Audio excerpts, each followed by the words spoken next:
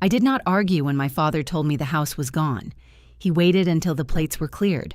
We were seated at the same oak table I had grown up with, the one my mother used to polish every Sunday morning while country radio played softly in the kitchen. My duffel bag was still by the front door. I had landed from Okinawa 12 hours earlier.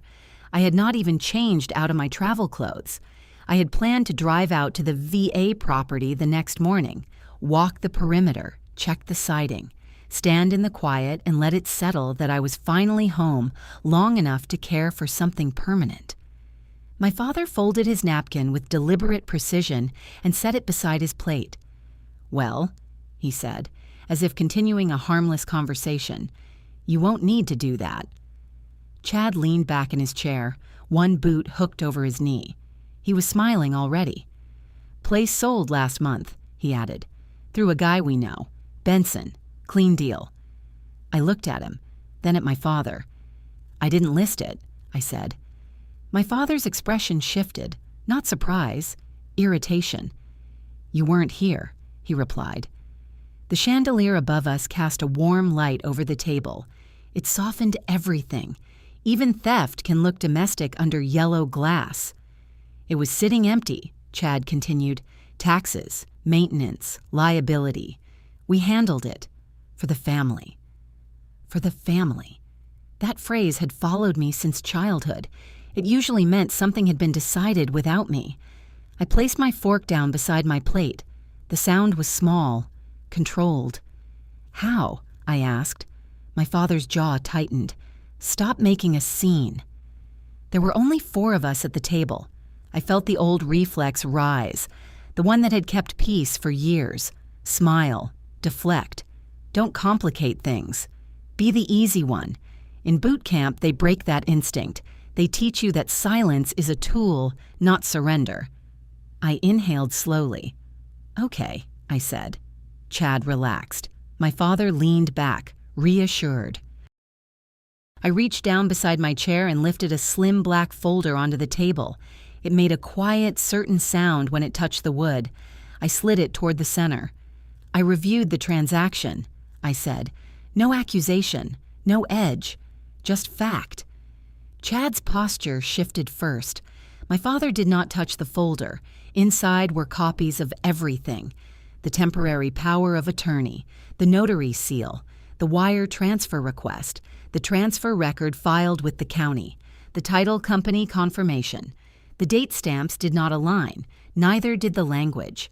3 months earlier, my father had called me while I was between exercises. He had said there was an insurance discrepancy. That paperwork needed quick authorization because I was overseas.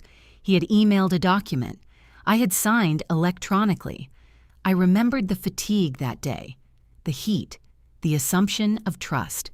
The document I signed authorized administrative facilitation. The document filed authorized sale. Different clauses, different scope. The signature was mine. The intent was not. "I spoke with the title company," I said evenly, "and the VA Property Oversight Office." Chad laughed once, too loud. "You called the government?" "Yes." My father finally opened the folder. He flipped the first page, then the second. He did not rush. His control had always been quieter than Chad's. Chad performed confidence. My father curated it. "You went through our paperwork," he said. "My property," I corrected. Silence. Benson, according to records, had prior complaints filed through the state licensing board, 1 dismissed, 1 pending. He specialized in distressed veteran transitions. I had read that phrase 3 times. The property had been sold below assessed value. The funds had been wired into an account opened under temporary authorization tied to the same power of attorney. That account had been closed within 12 days. "I recorded my call with Benson," I said. "He confirmed he believed you were authorized." My father's eyes lifted. "Are you accusing us?" he asked. "I'm documenting." Chad leaned forward. "We were going to tell you. You're never here. Things move." "Things do move," I agreed.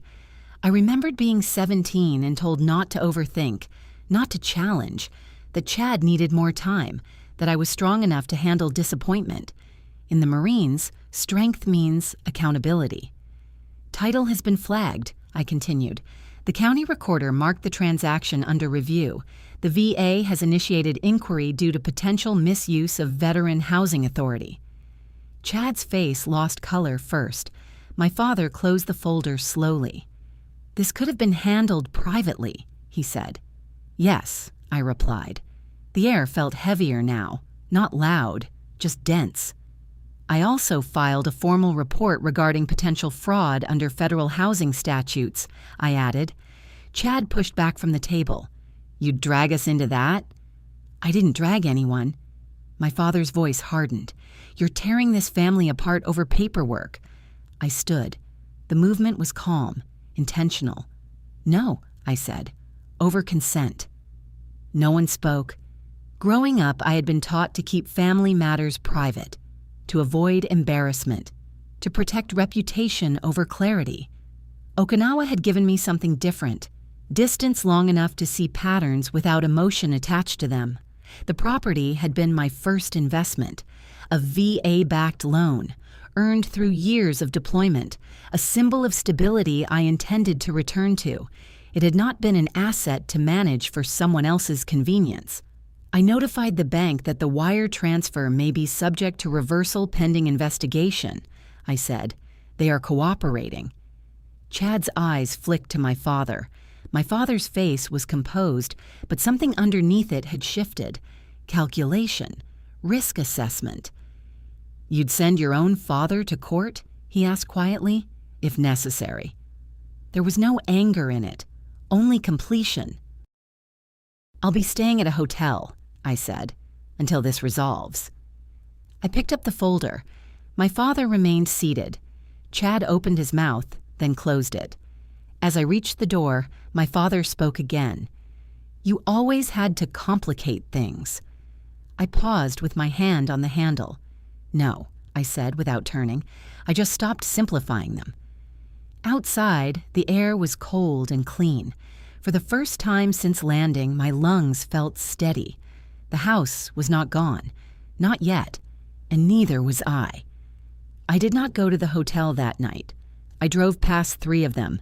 The neon signs glowed against the dark highway, promising vacancy and forgetfulness. I kept driving until the town thinned and the trees began. Then I pulled over beneath a closed gas station and turned off the engine. Silence settled inside the cab. My phone buzzed twice. Chad first, then my father. I did not read either message. Instead, I opened the folder again and laid it across the steering wheel.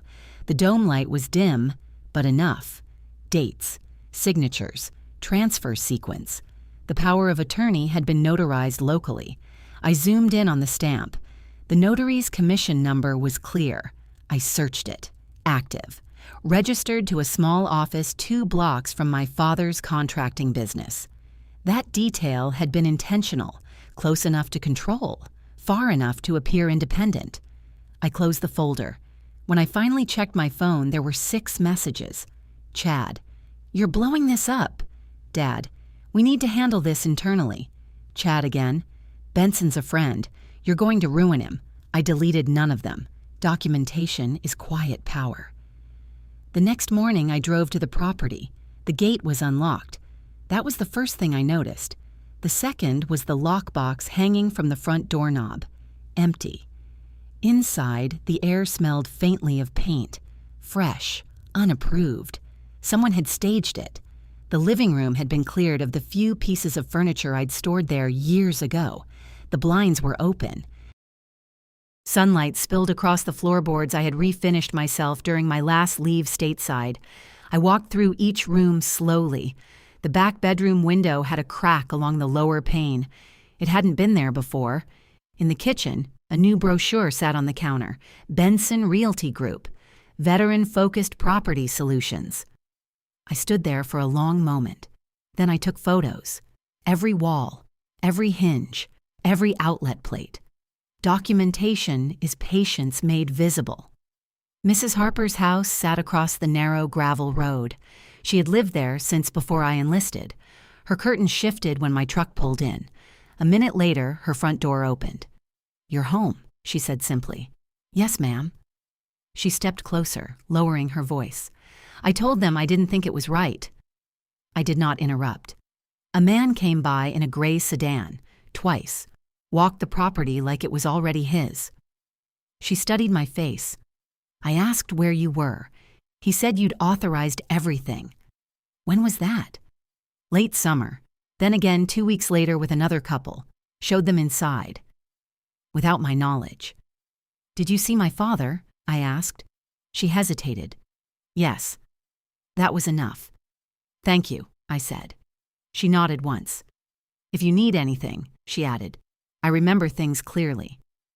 Witnesses are stronger than anger.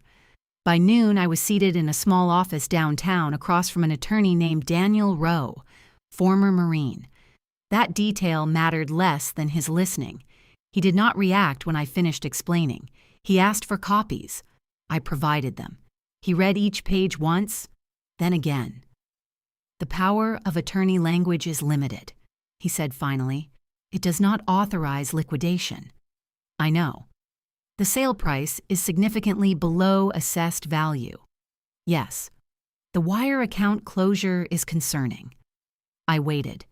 He leaned back slightly. "This will not remain a family conversation," he said. "It already isn't." He nodded. "I'll file for immediate injunctive relief to halt any further conveyance. We'll notify the county that the authorization exceeded scope, and will request a forensic review of the notary and brokerage. No drama. Procedure." I signed the retainer without comment. That evening, my father called again. This time, I answered. His voice was controlled. "You've embarrassed us.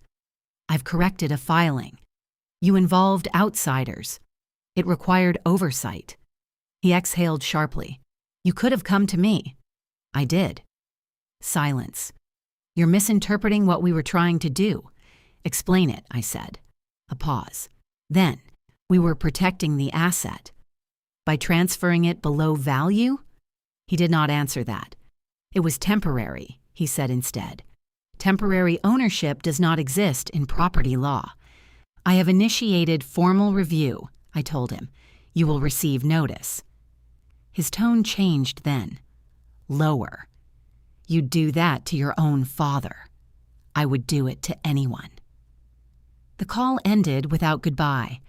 3 days later, Benson called. His voice carried confidence shaped by habit. "I hear there's confusion," he began. "There isn't." "You signed authorization." "For administrative facilitation." "Well, that can be interpreted." "It cannot." Silence. "Look," he continued, softer now. "These things can get messy. Investigations, headlines, you don't want that." I let the quiet stretch. "I've already submitted the recording of this call to counsel," I said calmly. His breathing changed. "That won't be necessary." "It already is." He ended the call abruptly. I saved the file. By the end of the week, the county had marked the property status as pending legal review. The buyers withdrew. Benson's brokerage website removed the listing. Chad texted once more. "You've made your point." No, I had made a record. When the certified letters arrived at my father's address, I was not there. But Mrs. Harper saw the process server. She called me afterward. "They didn't look pleased," she said. I imagined it. My father standing at the door. Signature required. Public. Documented. He had always preferred conversations without witnesses. Now there were several. State Board, VA oversight, title insurance, bank compliance. Systems are not emotional. They simply move when activated. I returned to the house one last time that week. The late afternoon light stretched long across the yard. For the first time since landing, I felt something settle. Not satisfaction, alignment. The house stood where it always had, unmoved. I locked the door and replaced the key inside my pocket. My phone buzzed again. This time, it was not Chad. It was Daniel. "The preliminary review indicates material misrepresentation," he said evenly. "The notary's affidavit contains discrepancies. This is escalating." "Understood." There will likely be criminal inquiry. I looked out across the quiet land. That's not my decision, I replied. No, he agreed. It isn't. That night, alone in the rented apartment I had finally chosen, I unpacked my duffel. Each folded uniform carried its own history: discipline, order, chain of command, clear lines. I sat on the edge of the bed and thought about the dinner table, about stop making a scene. Scenes require volume. I had used paperwork, and paperwork does not raise its voice. It endures. Sometimes betrayal doesn't feel explosive. Sometimes it feels procedural. Have you ever realized that the most decisive move is often the quietest one? Tell me what you think will happen next. We'll continue. The letter from the county arrived on a Thursday. Certified, signature required. I signed for it without expression. Inside was a formal notice: preliminary determination of irregular conveyance. The wording was clinical, detached. The transfer of my VA-backed property had been flagged for exceeding the scope of the recorded power of attorney. The title insurance carrier had initiated internal review. The state licensing board had opened a parallel inquiry into Benson Realty Group. No conclusions yet, only process. Process is slow. But it is relentless. My father called within an hour. His voice was tight. You involved the state board. I filed documentation. You blindsided us. You signed documents in my name. A pause. We were going to fix it. By closing the account? Silence. The wire transfer account had been opened and closed in 12 days. The funds had moved again, traceable, but not stationary. Daniel had explained that part carefully. They don't disappear, he said. Money leaves footprints. By Monday, Benson's license status online had shifted from active to under review. Chad texted, "This has gone too far." I did not respond. There is a difference between escalation and consequence. Mrs. Harper called that evening. There was another car, she said. Different one. County seal on the door. Did they knock? Yes. And? Your father answered. They were there a long time. I thanked her. Witnesses do not need instruction, only acknowledgement. The official investigation meeting was scheduled for the following week. Neutral location, conference room at the county administrative building. Present would be a compliance officer from the VA Housing Authority, a representative from the title insurance company, a state licensing investigator, counsel, and the parties involved. When Daniel told me, he paused. Your father and brother will be required to attend. I assumed. He studied me. This won't be comfortable. It doesn't need to be. The morning of the meeting was clear and cold. I arrived early, uniform pressed, not for intimidation, for alignment. When my father entered the building, he did not look at me. Chad did. His confidence had thinned. Inside the conference room, the air was controlled. Neutral walls. Long table. No raised voices. The compliance officer began. We are here to review a contested property conveyance involving a VA guaranteed loan and associated power of attorney documentation. Clinical language again. No drama, only record.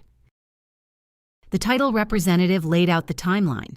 The notary discrepancy was addressed first. The commission number matched an active registration. However, the signature timestamp did not align with the notary's official logbook. That detail had surfaced during forensic audit. The notary had not recorded my appearance in person. Because I had not appeared, the document had been acknowledged remotely without proper verification. My father shifted in his seat. Chad stared at the table. The state licensing investigator then addressed Benson's conduct, prior complaints, pattern of expedited sales involving out-of-state owners, failure to verify scope of authority beyond presented documentation. The language was careful, but precise. Then it was my turn. I did not recount emotion, only sequence, date of call, description of representation, copy of email, signed authorization language, no deviation. When asked whether I had intended to authorize sale, I answered, no. One word, clean. My father's counsel attempted to frame it as misunderstanding, administrative confusion, intent to preserve asset value during prolonged absence. The VA officer responded evenly, "Intent does not override scope." That sentence altered the room. Chad spoke once. "We thought—" The investigator interrupted. "What you thought is not recorded. What you signed is—" Silence. Documentation is the only voice that matters in rooms like that. By the end of the session, interim conclusions were stated. The sale would be formally voided pending final review. Title would revert fully under protective hold. The wire transfers were subject to financial tracing and potential recovery action. The notary's commission was suspended pending disciplinary hearing. Benson's license was temporarily frozen. No arrests, no shouting, only movement of systems. My father looked older as we left the building, not broken, but recalculating. Outside, in the parking lot, he approached me. "You could have talked to us," he said. "I did. You went nuclear. I went procedural." Chad stepped closer. "Do you know what this will cost?" "Yes. Everything," he said. I looked at him carefully. "Not everything," I replied. "Just what wasn't yours." I walked to my truck without further explanation. There is no value in repeating clarity. 2 weeks later, the official ruling was issued. The conveyance was declared invalid, the sale nullified, the property restored fully under my sole authority. The wire transfer account had been partially recovered through freeze order. Remaining funds were under structured repayment agreement pending further civil evaluation. Benson's license was revoked. The notary faced formal sanction. My father and Chad were named in the investigative summary as having exceeded authorized scope, though no criminal charges were filed at that stage. Civil liability remained possible. I did not pursue criminal escalation. I pursued restoration. The first evening I returned to the house after final confirmation, I walked through it alone. No folder, no camera, just presence. The air smelled faintly of dust and paint. The cracked bedroom window had been replaced by the insurance carrier during inspection. Even that detail had been recorded. I stood in the living room and listened. No echo, no tension, only quiet. My phone buzzed once. A message from my father. We made mistakes. No justification, no defense. Just that. I read it twice. Then I set the phone down. Mistakes are corrected through action, not through phrasing. The following week, I transferred the property into a protective trust under my own legal structure. Restricted authority, clear oversight, no shared access. Daniel handled the filings. Boundaries are strongest when written. I did not return to family dinners. I did not argue further. Distance does not require announcement. It simply exists. Mrs. Harper still waves when I drive by. The land remains steady, and so do I. Sometimes the loudest statement is a single, "okay," followed by documentation. Have you ever chosen procedure over confrontation? If this part stayed with you, tell me what you noticed in that conference room. We'll continue carefully. The investigation closed quietly. There was no headline, no public spectacle, no apology offered in front of witnesses, just letters, final determinations printed in black ink. The property remained mine. The trust documents were recorded. The file was archived. Systems had done what systems are built to do, and then they moved on. My father did not. He called once a week for the first month. I did not always answer. When I did, the conversations were short, practical, weather, work. Nothing about the house, nothing about the investigation. Avoidance is a form of pride. Chad did not call at all. His silence was heavier. 3 weeks after the ruling, I received notice that the structured repayment agreement had been executed. The missing funds were being returned in installments, not quickly, but formally. Every transfer carried a memo line, restitution, civil settlement. I read the word once, then closed the statement. There was no satisfaction in it. Money restored does not rebuild trust. I returned to the house on a gray afternoon.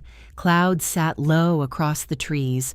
The land felt unchanged, but something inside me had shifted.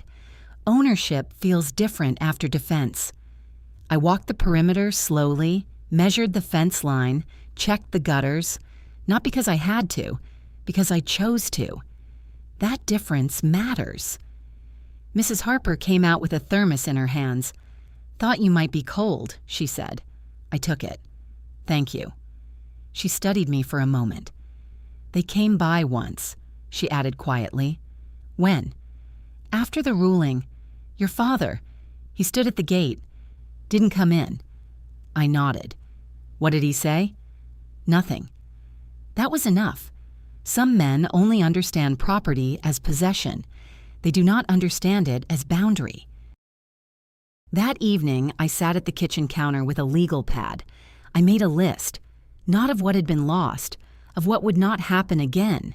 No shared signatures, no emergency authorizations without third-party review, no family financial entanglements. Clarity written is clarity enforced. I folded the page once and placed it inside the trust binder. A month later, the notary's disciplinary action became public record. License revoked. Benson's brokerage filed for dissolution. Quiet consequences, predictable ones. No one contacted me about it. They did not need to. When you choose systems over shouting, the results arrive without applause. My father called again on a Sunday evening. His voice sounded older. "I drove by," he said. "I know." Silence. "I thought you might want to sell, now that it's complicated." "It isn't complicated." Another pause. "You've changed." "Yes. You used to let things go." I leaned back in my chair. "I used to absorb things," I said. "That's different." He did not argue. That was new. "Are we done?" he asked finally. "With what?" "With this." I considered the question. The house was secure. The funds were returning. The documents were recorded. "Yes," I said. "We're done with this."